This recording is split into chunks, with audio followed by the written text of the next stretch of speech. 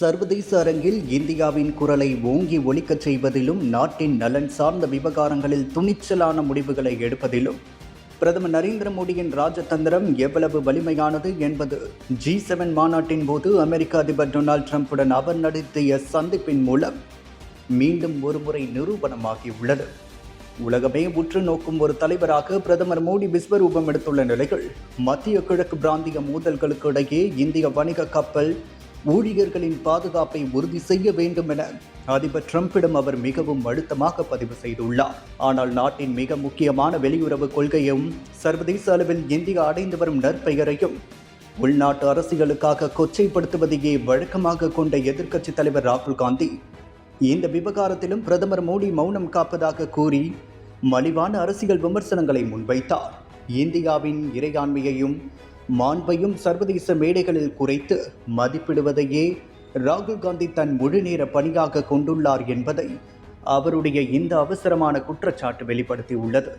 ராகுல் காந்தியின் இந்த உள்நோக்கம் கொண்ட பொய் பிரச்சாரத்தை பாஜகவினர் அம்பலப்படுத்துவதற்கு முன்பாகவே அவருடைய சொந்த கட்சியை சேர்ந்த மூத்த தலைவரும் முன்னாள் சர்வதேச தூதகருமான சசி தரூரை உடைத்து நொறுக்கியுள்ளார் என்பதுதான் இங்கு முக்கியமான அரசியல் திருப்பம். சர்வதேச அரசியலை நன்கு அறிந்த சசி தரூர் பிரதமர் மோடி ட்ரம்புடனான பொது மற்றும் தனிப்பட்ட பேச்சுவார்த்தைகளின் போது இந்திய மாலுமிகளின் பாதுகாப்பு விவகாரத்தை எவ்வளவு தெளிவாகவும் உறுதியாகவும் எடுத்துரைத்தார் என்பதை பகிரங்கமாக ஒப்புக்கொண்டு பாராட்டியுள்ளார்.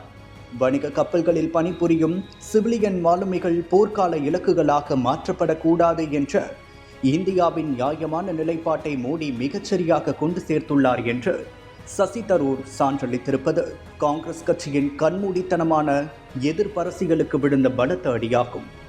சொந்த கட்சி நாடாளுமன்ற உறுப்பினரே பிரதமரின் உலகளாவிய ராஜதந்திரத்தை பாராட்டியதன் மூலம் ராகுல் காந்தியின் அரசியல் முதிர்ச்சியின்மையும் பொய் வழக்குகளை தயாரிக்கும் போக்கும் ஒட்டுமொத்த நாட்டு மக்கள் முன்னிலையிலும் வெளிச்சமாக தோலுரித்து காட்டப்பட்டுள்ளது. எதற்கெடுத்தாலும் பிரதமரை விமர்சிக்க வேண்டும் என்ற ஒற்றை நோக்கில் செயல்படும் ராகுல் காந்தி நாட்டின் பாதுகாப்பிலும் வெளியுறவு பெருமையிலும் கூட அரசியல் லாபம் தேட முயன்று சுயரூபத்தை வெளிப்படுத்தியுள்ளார்.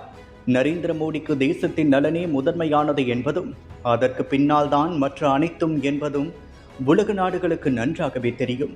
தேச நலனுக்காக மோடி எடுக்கும் கம்பீரமான நகர்வுகளுக்கு முன்னால் ராகுல் காந்தியின் போலி அரசியலும் ஆதாரமற்ற குற்றச்சாட்டுகளும் முற்றிலுமாக முறியடிக்கப்பட்டு அவர் அரசியல் ரீதியாக முற்றிலும் தனிமைப்படுத்தப்பட்டு அம்பலமாக்கியுள்ளார் என்பதே தற்போதைய நிதர்சனம்.